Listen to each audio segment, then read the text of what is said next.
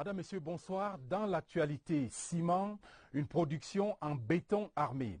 L'offre nationale a augmenté de 4 fois plus depuis 10 ans et le prix du sac est en baisse. Regard sur la demande et l'offre en ciment dans le dossier du 20h30. Dialogue social, le débat prime et le combat des primes. Le comité de suivi du dialogue social salue les progrès dans le monde du travail.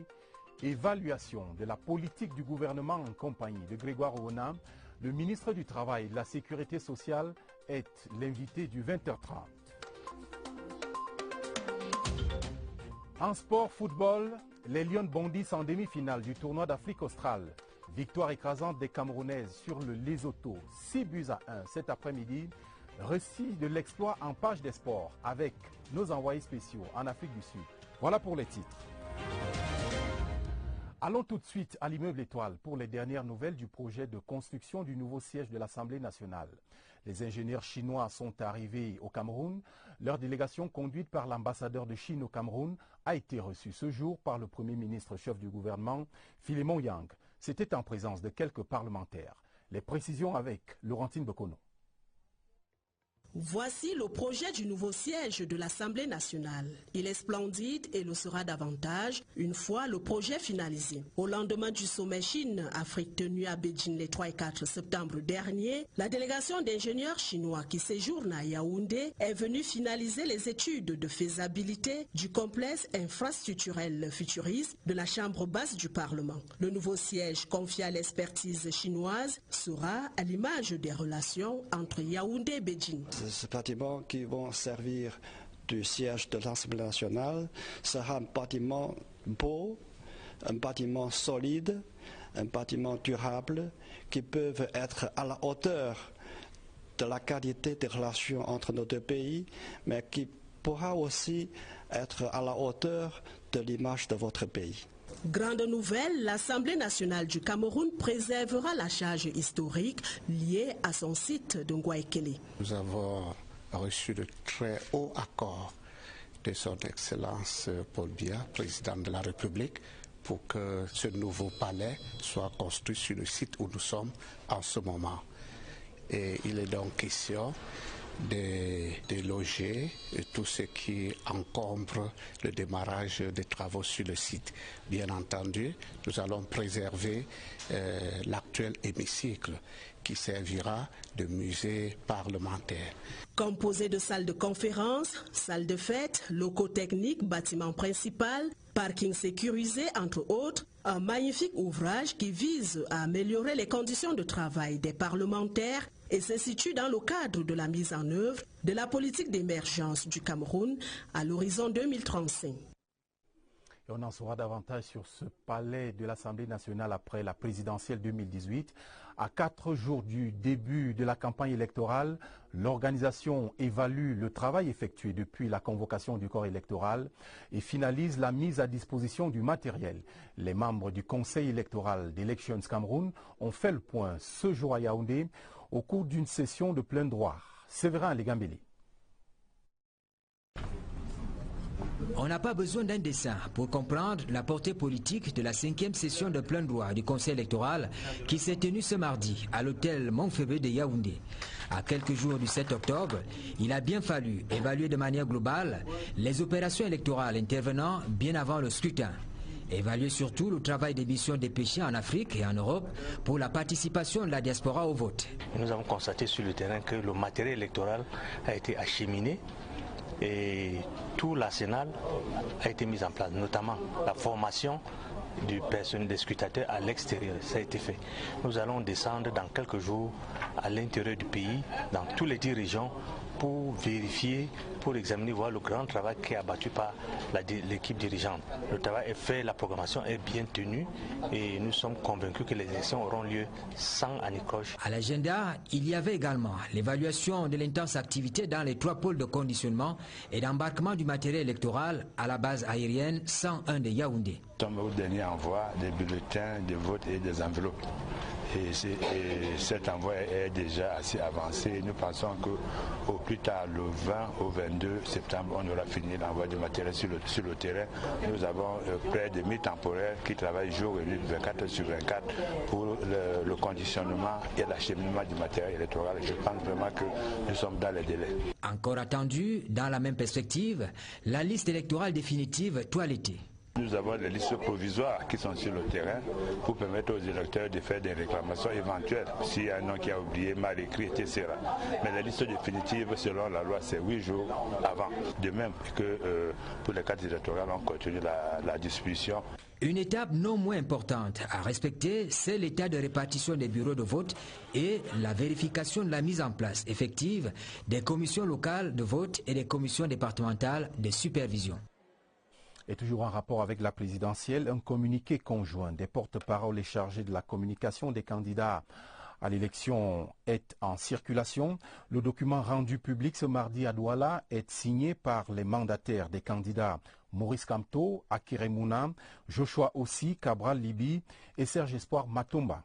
Il traduit ce que les auteurs qualifient de vives protestations contre l'iniquité provocatrice du traitement réservé aux candidats à l'élection présidentielle, autre que celui du RDPC. Ces récriminations amènent la rédaction TV à revenir ce soir sur la stratégie de couverture du scrutin par la CRTV, fondée, vous allez le voir, sur l'équité. Séverin Legambeli. De la phase de pré-campagne à la proclamation des résultats, la CRTV entend couvrir de manière intégrale les activités se rapportant à l'élection présidentielle. Pour y arriver et par souci d'efficacité, en amont, la direction générale de la Cameroun Radio Television a pris soin d'expliquer au cours d'une séance de travail avec les représentants des candidats les modalités opérationnelles de la couverture de cette élection. En plus des équipes qui vous sont affectées, il y a un autre pool d'équipes. Ce qui veut dire que si vous avez une activité au 5e arrondissement de Yaoundé, en même temps qu'une autre au 1er arrondissement, vous pouvez toujours faire appel à la CRTV. Et on va couvrir parallèlement, simultanément, concomitamment cette activité. L'approche visiblement nouvelle a été approuvée avec les garanties d'une collaboration saine. La prédisposition à collaborer avec les acteurs engagés dans cette élection majeure est une innovation que nous saluons. C'est également un motif de satisfaction qui montre qu'on a une nouvelle CRTV qui va dans le professionnalisme, dans le sens de l'esprit républicain. Nous sommes ravis de constater que la CRTV a pris la pleine mesure de la chose. La campagne, c'est d'abord à l'intérieur du pays. Mais la CRTV a mobilisé des équipes pour la couverture des activités des candidats à l'étranger. Nous sommes déjà quand même ravis qu'une équipe ait été mise à la disposition du MRC de télévision pour le suivre partout où il s'en va durant la campagne et que cela soit à la charge de la princesse. Dans le fond et l'esprit de la stratégie de couverture de la campagne, la CRTV s'appuie sur le principe d'équité, tenant compte bien sûr du déploiement des candidats. Si vous avez par exemple des soutiens clairement connus qui organisent des meetings, naturellement qu'on va en rendre compte. Je ne sache pas que la loi dit qu'il faille limiter les meetings, ce que je sais, et qui m'oblige au respect religieux absolu, c'est que votre temps de campagne électorale, de propagande soit le même. Donc, moi, mon problème, c'est de ne pas vous frustrer. Et comme je ne veux pas vous frustrer, je ne vais pas non plus frustrer le RDPC. En plus des tranches d'information, des espaces de propagande électorale sont aménagés à la radio, à la télé et dans toutes les autres plateformes numériques. Des espaces qui offrent une visibilité certaine aux candidats dès lors qu'ils sont utilisés rationnellement. Et voilà qui devrait rassurer tout le monde. Ce communiqué de presse parvenu à notre rédaction et qui intéresse également les candidats à l'élection présidentielle. Le ministre de l'administration territoriale porte à la connaissance des candidats à l'élection présidentielle du 7 octobre 2018 qu'une dotation a été mise à disposition au titre du financement public de la campagne électorale. La première tranche du dit financement leur sera servie sur une base égalitaire. La seconde tranche sera répartie après proclamation des résultats selon les dispositions légales. Le ministre de l'administration territoriale invite par conséquent les dits candidats ou leurs représentants dûment mandatés à bien vouloir se présenter à la direction des affaires politiques, porte 317, le mercredi 19 septembre 2018 à 12 h pour décharger les montants y afférents. C'est un communiqué signé à Yaoundé ce 18 septembre 2018 par le ministre de l'administration territoriale, Atangandji Paul. L'atmosphère sociopolitique de la région du littoral est rassurante en cette veille de campagne électorale. C'est ce qu'a constaté le ministre de l'administration territoriale en visite dans cette région. Paul Atangandji a eu des échanges avec les autorités administratives et les forces de maintien de l'ordre. Le reportage à Douala d'Oswald Medon. Avec une situation sécuritaire sous contrôle, des acteurs mobilisés et des citoyens prêts à jouer leur rôle, la sérénité est de mise. Les rapports des autorités administratives et ceux des forces de maintien de l'ordre basés dans le littoral sont tous rassurants. La présidentielle ne connaîtra pas de fausses notes dans la région. Je reviens à nouveau parce que nous devons tout le temps évaluer ensemble les problèmes, relever les défis sécuritaires, réfléchir ensemble sur des solutions à apporter. En marge de cette évaluation, un événement suffisamment important a imposé le MINAT à faire une entorse au programme de sa visite de travail à Douala. Une rencontre avec la communauté de mototaximens, la plus importante du pays, à leur demande. Et le détour en valait bien la peine. Leur nombre fait d'eux une force qui compte. Normal qu'ils fassent l'objet de toutes les convoitises en période électorale. Mais dans la capitale économique, ils ont déjà fait leur choix. Et c'est ce message qu'ils ont tenu à remettre au ministre de l'administration territoriale. Ils m'ont chargé de transmettre au chef de l'État, son Excellence Paul Biya, que les conducteurs de moto-taxi à Douala ont décidé de lui accorder leur suffrage à 100% le 7 octobre 2018.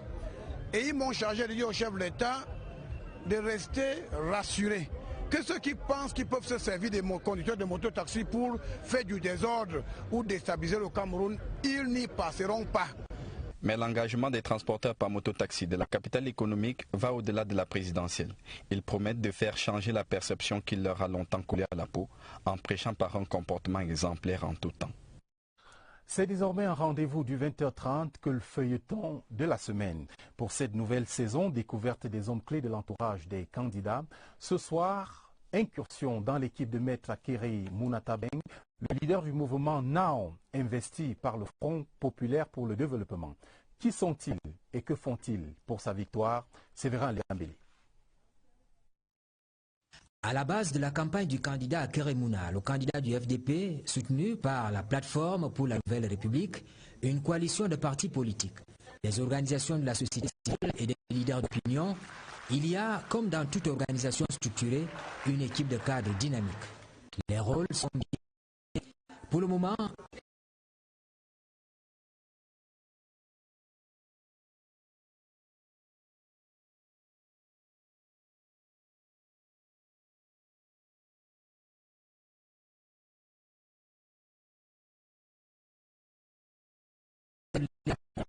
coordonnateur national pour le changement. À côté de ces éléments, il y a une opérationnelle, la coordination de ce qu'on a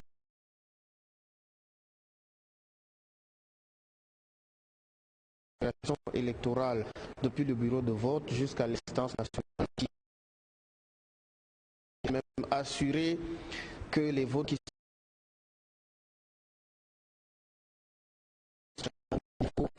centrale de comptage représente le vient à une autre équipe qui s'appuie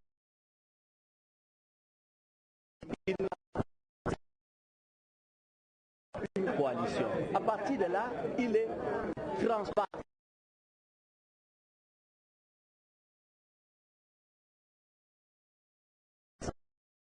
De campagne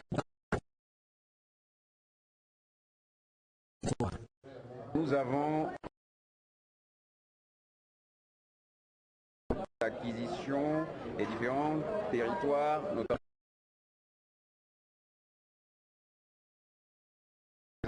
elle est omniprésente. Ici, compte tenu du volume de travail, on fait très peu de projections sur l'avenir. Le rôle que j'ai en ce moment, c'est de lui assurer la sécurisation du vote que les Camerounais pourront exprimer en sa faveur. Donc personnellement, je m'éclipse d'abord et puis je laisse la place au candidat qui est la vedette pour l'heure. Il n'est pas question que je commence à avoir des prétentions maintenant, c'est pas le but, c'est pas le sujet. À la vérité, derrière le courant idéologique du candidat Keremouna, il y a toute une machine qui tourne à longueur de journée pour faire passer le message et assurer la victoire le 7 octobre prochain.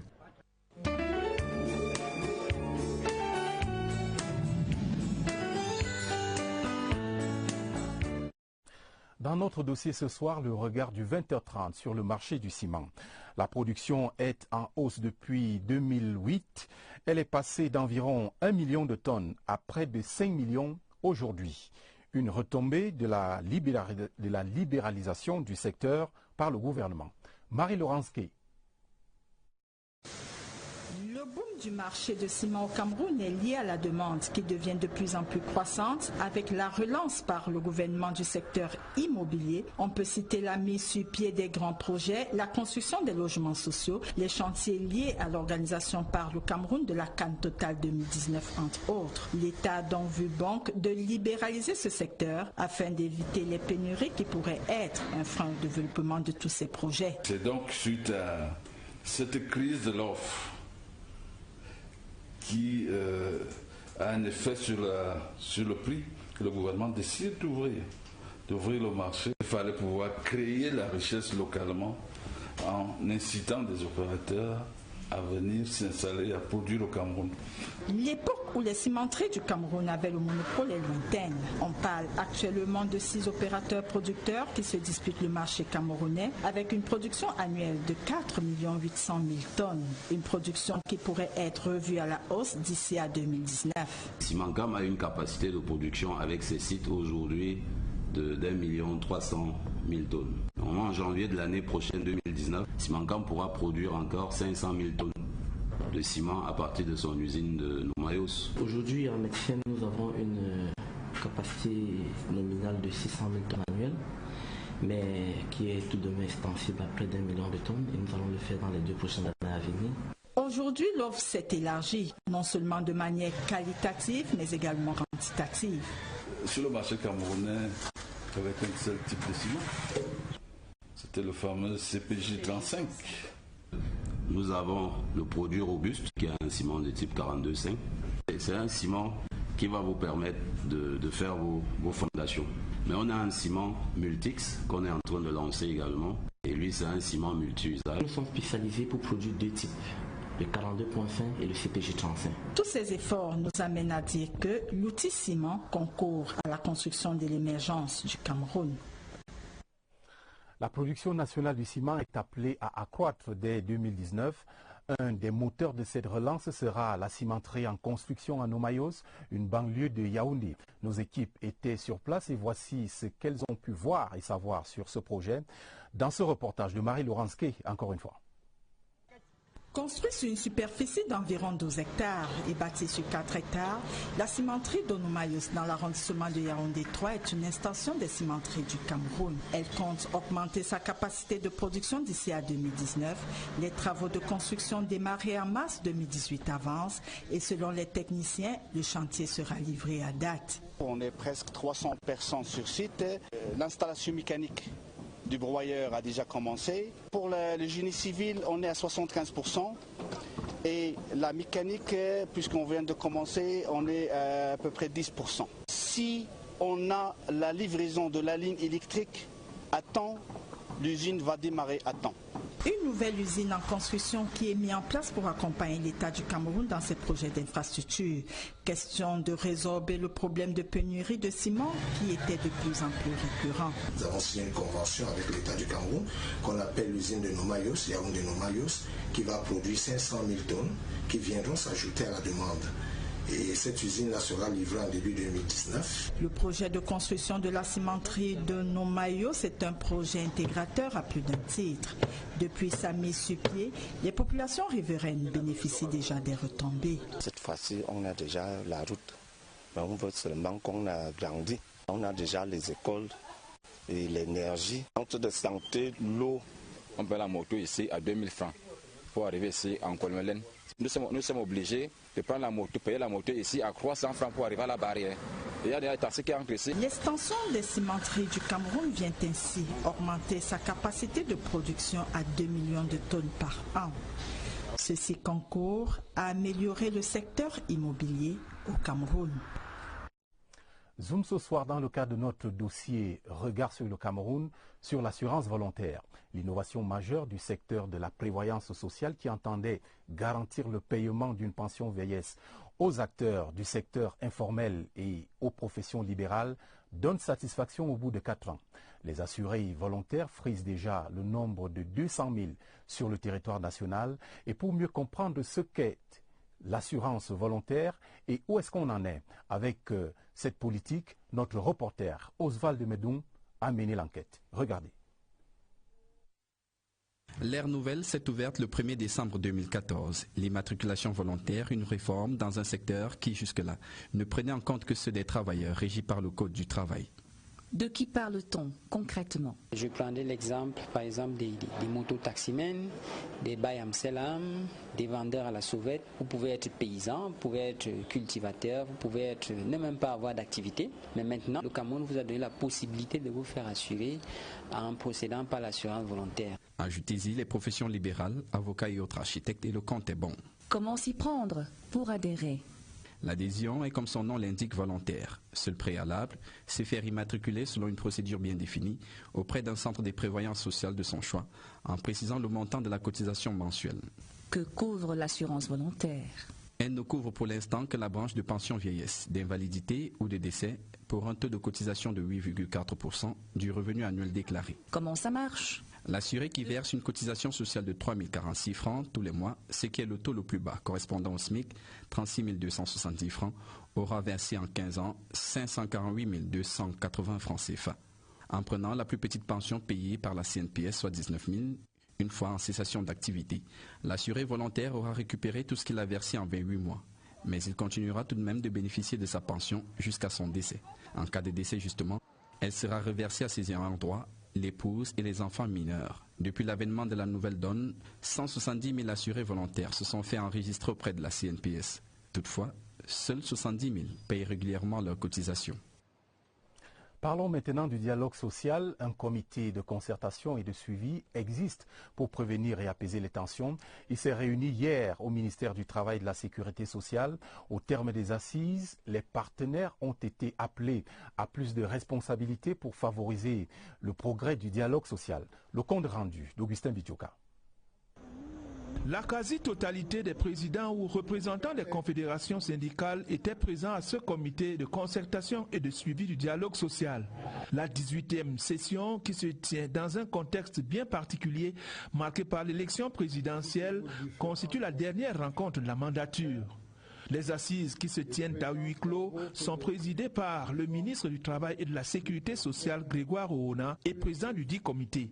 Il a remercié les partenaires sociaux pour leurs contributions déterminantes et positives qui ont permis de réaliser les avancées notables enregistrées. En bonne place aussi des points inscrits à l'ordre du jour, 2 exposés. L'un sur les conditions et les résultats d'un dialogue constructif au Cameroun et l'autre sur la migration de l'économie informelle vers le secteur formel. Tout le comité, j'ai trouvé qu'il était convivial, c'était vraiment le dialogue social qui a commencé entre les syndicalistes avec le ministre. La politique gouvernementale a mis sur pied beaucoup de moyens pour pallier à ce problème. Le gouvernement voudrait que les entreprises, c'est-à-dire les personnes qui évoluent dans le noir, évoluent dans la légalité. Ces échanges ont débouché sur les recommandations du comité qui a invité chaque acteur à œuvrer pour un dialogue social inclusif et constructif qui permette au Cameroun de demeurer uni, fort et prospère. Et En complément de ce dossier, j'accueille à présent l'invité de ce journal, Monsieur le ministre du Travail et de la Sécurité sociale, Grégoire Onam. Monsieur le ministre, bonsoir et bienvenue. Bonsoir, Monsieur Ntuisse, et merci de m'avoir invité et de m'avoir si bien accueilli. Je vous en prie. Parlons, si vous le voulez bien, de l'assurance volontaire, cette politique qui a séduit et fasciné beaucoup de Camerounais, mais on observe quand même chez ceux qui gagnent pas grand-chose, une certaine réserve et presque de la méfiance. Que leur dites-vous ce soir? Écoutez, Monsieur Ntuisse, je voudrais que vous compreniez que c'est tout à fait normal qu'il y ait comme un sentiment de méfiance. C'est le propre des grandes innovations, et ça en est bien une. Je peux vous dire qu'il ne s'agit pas, il ne s'agit là que d'une impression, car si on s'en tient aux résultats depuis 2014, on constate quand même qu'il y a 200 000 assurés volontaires. C'est peut-être le lieu ici de souligner deux points importants relatifs à cette disposition de la sécurité sociale. D'abord, qui est concerné? Ce sont tous les acteurs de l'économie dite informelle, les artisans, les taximans, les sauveteurs, les benskinners, le laveur de voitures. Ensuite, quel est l'objectif poursuivi par le gouvernement? L'objectif, c'est de permettre à ces gagne-petits, comme vous les appelez, de prétendre à une garantie de risque, vieillesse, invalidité, décès, comme tout autre travailleur aujourd'hui. Monsieur le ministre, plus de 200 000 souscripteurs en 4 ans, c'est intéressant, c'est même impressionnant, mais il y a d'autres chantiers qui demeurent. C'est le cas par exemple de l'immatriculation des employés de la maison. Où en est-on? Vous relevez fort opportunément là un chantier qui est très vaste. Je dirais même qu'il est complexe parce que ce sont des personnes comme vous, comme moi, comme tous ces hauts cadres du pays qui devront contribuer à mettre en œuvre cette convention sur la sécurité du personnel domestique. Il s'agit pour tous ceux qui emploient un chauffeur, un cuisinier, un jardinier, une nounou, une gouvernante et j'en passe, de les déclarer dans les organismes de sécurité sociale, les impôts, les assurances, afin que ceux-ci puissent être considérés comme des travailleurs à part entière. À ce jour, figurez-vous que seulement 18 000 employés de maison, 18 000 employés de maison sont déclarés. Or, si nous prenons plus de 150 000 cadres au Cameroun, quand vous savez qu'un cadre peut avoir 1, 2, 3, 4 ou 5 employés, le potentiel est énorme. Et nous sommes donc résolument, nous nous attaquons à ce marché. Une campagne de sensibilisation a déjà été lancée, elle est en cours. Et c'est un vaste domaine parce que ces employés méritent d'être protégés. Alors parlons un peu d'un sujet qui fâche, le dialogue social. Vous le savez, depuis quelques années, le climat social n'est pas des plus sereins.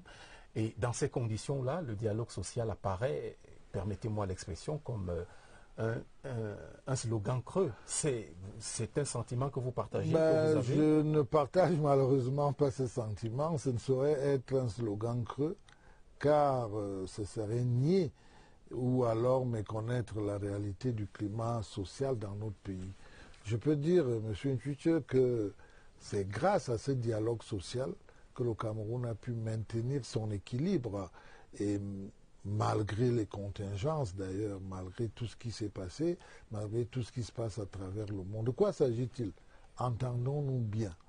Ce sont des consultations, ce sont des négociations, ce sont des échanges multiformes.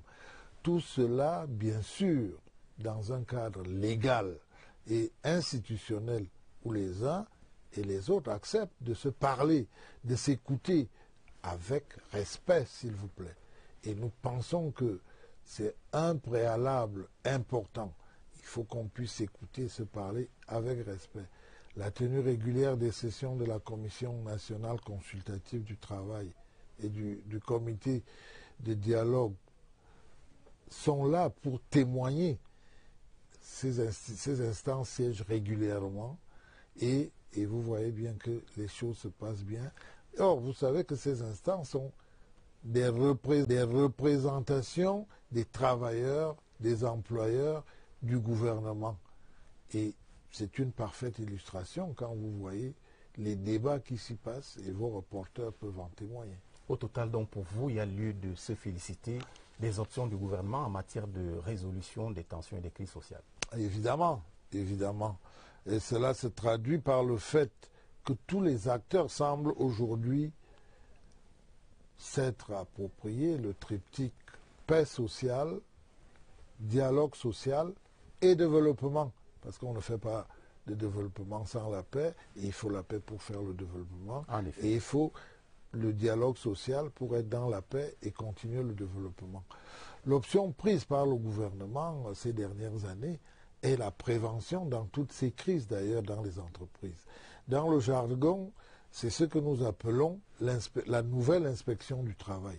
Il s'agit pour nous d'envoyer les inspecteurs de travail dans les entreprises pour dénicher les potentielles sources de conflits, les potentielles revendications, les potentiels accidents afin de les prévenir. Parce qu'il ne faut pas attendre qu'il y ait la catastrophe pour se rendre compte que il y avait un probable début de catastrophe. Monsieur le ministre, prenons un cas de figure qui donne quand même un sentiment de routine du travail que fait le gouvernement en matière de résolution des crises. Vous recevez un préavis de grève, vous convoquez les partis à une concertation, cette concertation a lieu et au sortir de là, c'est un communiqué qui sanctionne la fin des travaux et la vie continue. Là encore, ce n'est qu'une impression, vraiment, et je puis affirmer ici qu'elle ne reflète pas du tout la réalité. Je le disais tout à l'heure, je le redis, vos collègues qui ont couvert certaines de nos sessions, la toute dernière du comité de concertation et de dialogue, de suivi du dialogue social lundi, peuvent en témoigner. Il ne s'agit nullement de mise en scène, non. Il ne s'agit pas de cela. Les problèmes évoqués sont de vrais problèmes, des problèmes réels. Ce serait d'ailleurs manquer de respect aux organisations d'employeurs ou aux organisations de travailleurs que de penser que ces organisations, comme vous semblez le dire, sont des structures comme ça pour faire la comédie. Mais c'est des gens qui sont mandatés. C'est des organisations fortes et indépendantes qui ont des intérêts à défendre.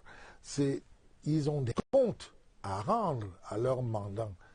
À tous ceux qui les ont mandatés, il ne faut pas que le fait d'arriver souvent à des consensus fasse croire à des mises en scène. Non, les débats sont souvent très durs et on arrive tout simplement à un consensus.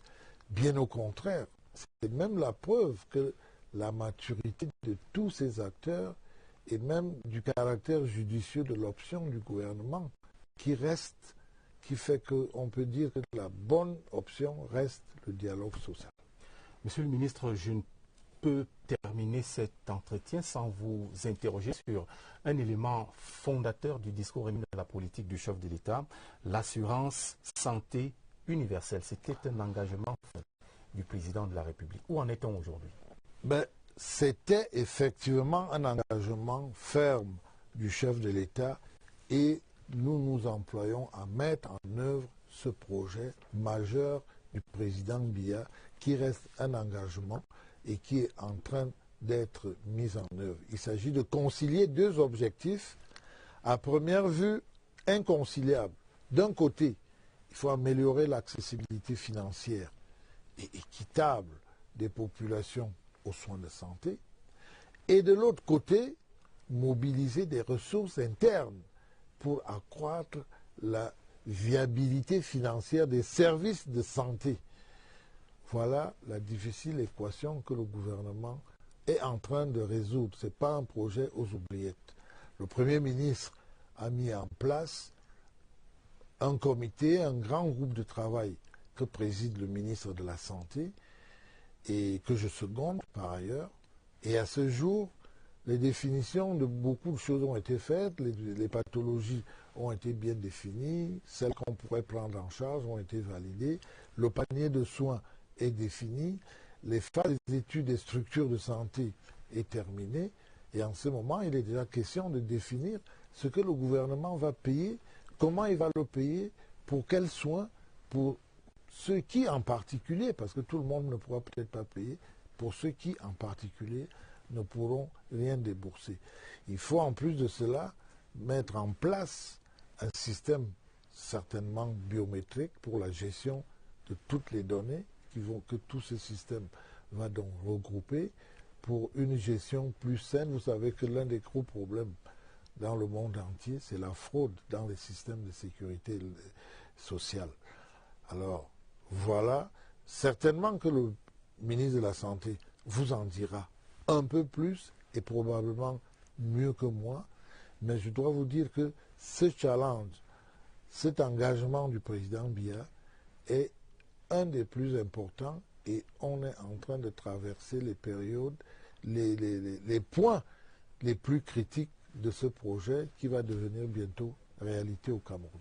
J'espère que votre homologue, le ministre de la Santé, vous a suivi et qu'il viendra peut-être répondre à votre suite dans ce cadre, le journal de 20h30. Il se fera certainement le plaisir de donner certains détails plus importants de la construction de cet édifice qui, pour moi, va être une grande révolution sociale au Cameroun.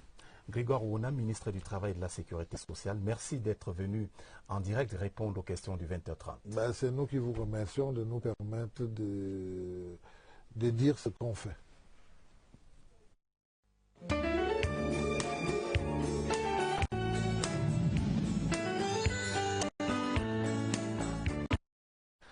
Davantage d'eau potable pour les populations de la région de l'Ouest. 2 stations de traitement d'eau d'une valeur de 44 milliards de francs CFA, mises en service à Métier et Banca par le ministre de l'Eau et de l'Énergie Gaston Elundou Essomba.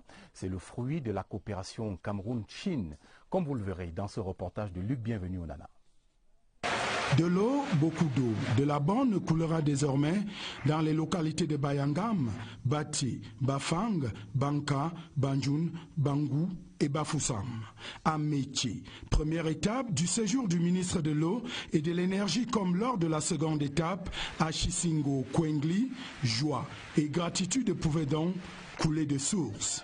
Un très grand merci au ministre, un très grand merci au gouvernement pour ces gros investissements. Les populations sont très heureuses. L'eau étant la vie, les vannes ainsi ouvertes permettront certes aux populations de se désaltérer à une source salubre, mais également de mener des activités génératrices de revenus. Clair donc comme l'eau de roche pour comprendre pourquoi l'État y tient. Les besoins des populations de Bafoussam et des villes environnantes seront couverts jusqu'à l'horizon 2030 au moins. Ça ne peut donc être qu'un objet de satisfaction pour le ministre et pour les populations. Et pour que l'ambition de l'État ne tombe à l'eau, la responsabilité des bénéficiaires a été appelée à toujours émerger. Qu'on en fasse bon usage et que le fleuve soit mieux entretenu pour éviter tout risque de contamination. Plus qu'un message, c'est une bouteille jetée à la mer. Le président de la République a signé cet après-midi une série de textes portant nomination des responsables à des postes de représentation diplomatique du Cameroun à l'étranger. Et dans cette vague, il a nommé Edith Félicie Noël Nga Eto Zam, ambassadeur extraordinaire et plénipotentiaire auprès de la République gabonaise. Voici sa réaction recueillie par William Badi.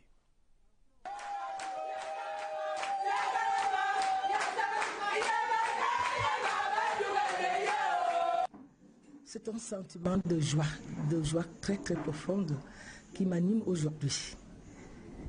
Je voudrais d'abord rendre grâce à Dieu qui a apporté son regard d'amour et de miséricorde sur ma modeste personne.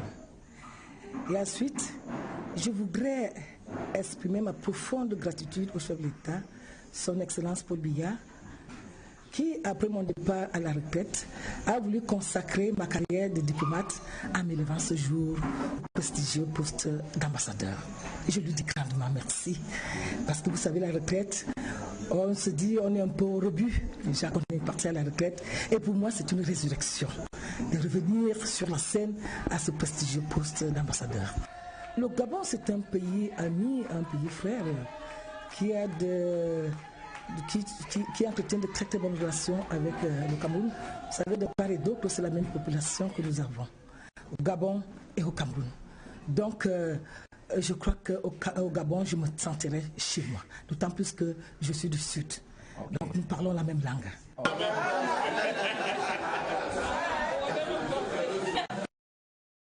La suite de ce journal avec quelqu'un qui a une bonne expérience du décret présidentiel, le ministre de l'Habitat et du Développement urbain. Il a procédé au lancement officiel des travaux de construction de voiries et drainage à Garoua. À l'occasion de cette visite, Jean-Claude Mbouentou a également évalué avec satisfaction l'évolution des constructions de logements sociaux dans la ville. Les détails avec Abel Sali des CRTV Nord à Garoua. Le chantier de voirie et drainage a réalisé sur financement CD2 volet CAN Total 2019 comprend la construction de la route Garoua-Gachiga, entre autres. Pour que la livraison des travaux reste dans le délai, le ministre de l'Habitat et du Développement urbain a donné des instructions fermes.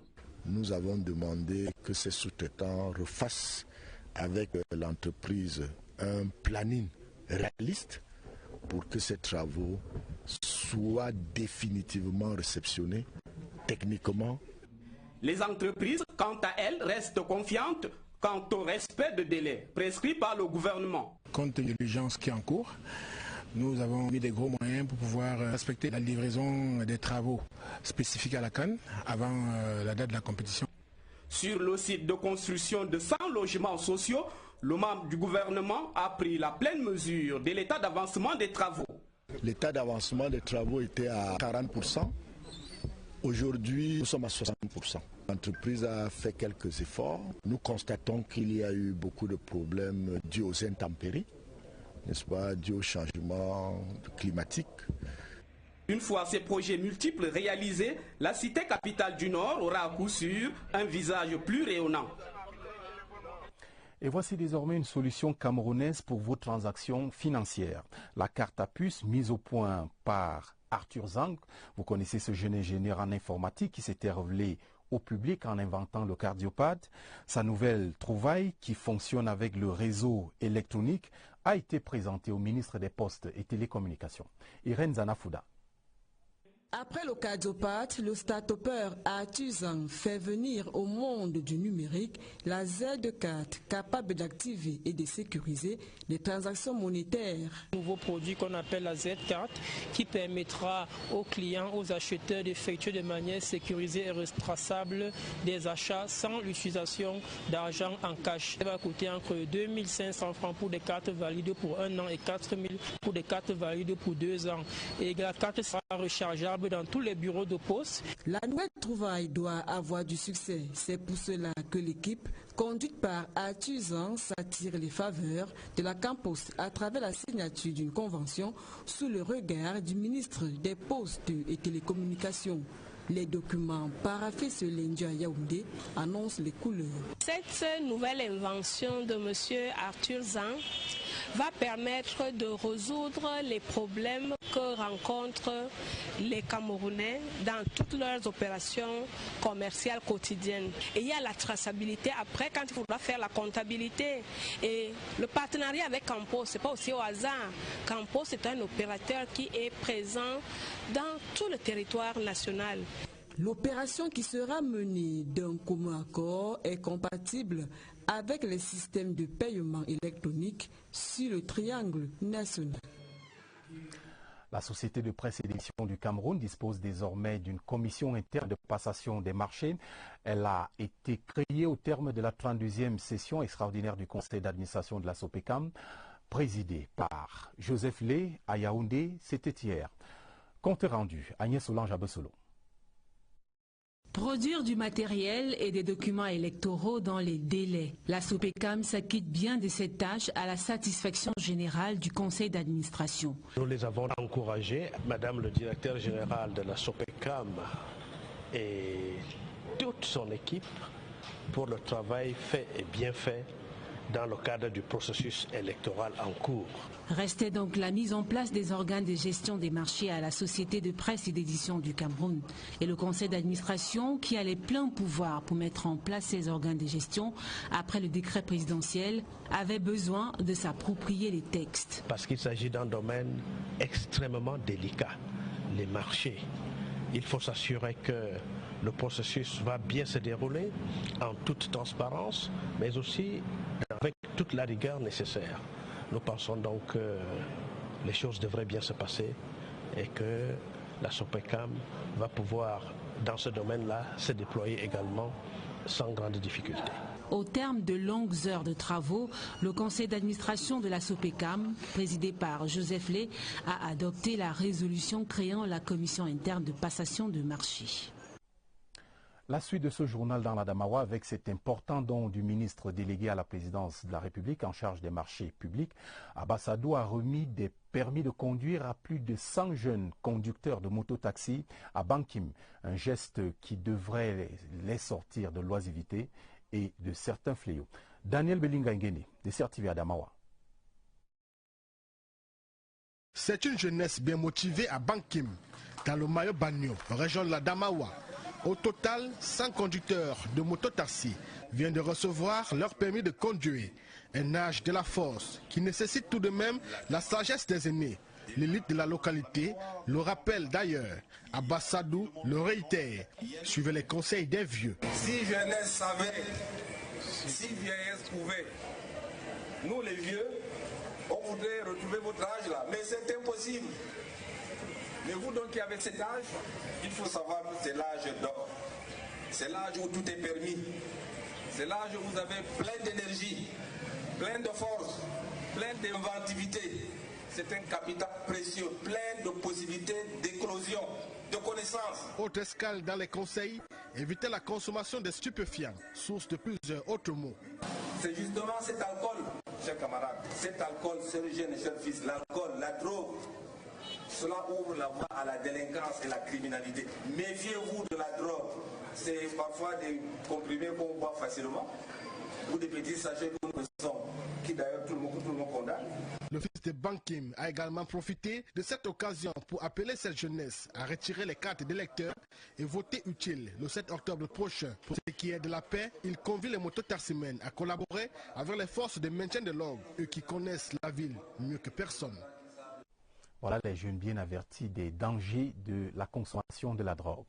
Encore des nouvelles de la présidentielle 2018. Le candidat du SDF, Joshua aussi, promet le changement à la jeunesse de la Léquier. L'homme politique tenait meeting le week-end dernier à Ouala, où s'est rendu notre reporter Agnès Lange-Abessolo. Joshua aussi, doté d'attributs traditionnels en plein centre de l'arrondissement de Bala. Une image taillée à la mesure des attentes du candidat du Social Democratic Front, venu expliquer aux jeunes de Bala pourquoi leur choix doit porter sur lui le 7 octobre 2018. Il était impossible pour moi de penser aller à cette élection sans commencer par Obala. Je crois que j'avais bien raison quand je vois l'accueil que j'ai reçu, non seulement des autorités traditionnelles, mais aussi de la population, surtout de la jeunesse, parce que vous savez que mon programme est essentiellement centré sur la jeunesse. Et je pense qu'aujourd'hui, si on arrive à trouver du travail pour la majorité des Camerounais jeunes, ceux qui profiteront en premier seront nos aînés. Joshua aussi harangue les jeunes en leur promettant des changements radicaux dans les domaines de la santé, de l'éducation et de l'économie. Discours suivi avec attention par les sympathisants et des militants du SDF. Le candidat à la présidentielle du 7 octobre prochain a promis de revenir fêter sa victoire sur le sol d'Obala le 8 octobre. Je vous annonçais hier le décès du professeur Joël Moulin, survenu à Yaoundé. En attendant le programme des obsèques, la CRTV rend un hommage à cet universitaire qui fut, selon les témoignages recueillis par nos équipes, un des meilleurs mathématiciens de sa génération. Évocation Vata Djok. Le campus de l'université de Yaoundé 1 ne vivra plus jamais au rythme des équations du professeur Joël Moulin. C'est ici, à l'hôpital de la CNPS, que l'enseignant de mathématiques va quitter définitivement la scène après des années de bons et loyaux services au sein de la communauté scientifique. Il a été directeur de mon mémoire de maîtrise, directeur de mon doctorat 3e cycle, directeur de mon doctorat d'État. Nous partageons la douleur qui vient de frapper la famille, la grande famille de l'enseignement supérieur et la famille Moulin. C'est surtout la douleur de ne plus voir briller la flamme de la recherche qui animait le professeur Joël Moulin, lui qui était jusqu'ici président de la Commission nationale de l'enseignement supérieur privé, par ailleurs ancien chancelier de l'université. En dehors de ses charges académiques, le spécialiste de la théorie des jeux a occupé les fonctions de secrétaire général des services du Premier ministre et celle d'inspecteur général des affaires académiques au ministère de l'enseignement supérieur. Il était humble, il était simple, il a servi, voilà. Des souvenirs, c'est tout ce qui leur reste désormais. 82 années de vie bien remplies, un parcours chargé d'histoire, celle d'un monument de la recherche scientifique. Tournoi COSAFA football féminin et nous sommes là en sport. Le Cameroun est en demi-finale. Joseph Nkodo et ses filles ont laminé le Lesotho cet après-midi à Port-Elizabeth en Afrique du Sud. Score de la partie 6-0. Jeudi prochain, les vice-champions d'Afrique croisent la Zambie en demi-finale. Plus de détails avec Monique Félicité Chuen, notre envoyée spéciale en Afrique du Sud. Les Lions indomptables ont terminé deuxième meilleure équipe de la phase de poule de ce tournoi de l'Afrique australe qui réunit 12 équipes. Un statut obtenu grâce à cette brillante victoire sur le Lesotho, 6-0. La capitaine Madeleine Michel Ngonomani termine meilleure buteuse avec un doublet marqué à la 42e et la 51e minute. Le plus important, c'est la victoire, c'était les 3 points et la qualification. L'objectif, c'est de continuer à travailler pour la CAN. Catherine Bungono, défenseur, a été désignée femme du match et est l'auteur d'un but. On a perdu, il fallait à tout prix se racheter devant notre public. Les Camerounais attendent toujours des victoires, il fallait à tout prix donner une victoire et se qualifier aujourd'hui. C'est ce que nous avons fait. La première signature de la rencontre est arrivée à la 3e minute grâce à Eliane Mambo-Lambo, alignée pour la première fois. Geneviève Ngombelek s'offre le 2e but et Claudie Tchade rentre dans le groupe des buteuses également. Dans le public, c'est l'extase. C'est une grande première pour nous ici à Port-Elizabeth de recevoir les Lions. Et vraiment, la performance, c'est très satisfaisant. Nous sommes très contents. Joseph Ndoko a osé un 4-4-2 payant qui le propulse en demi-finale. Là-bas, il retrouvera la Zambie. Ce sera un match de revanche prévu jeudi prochain dès 12h.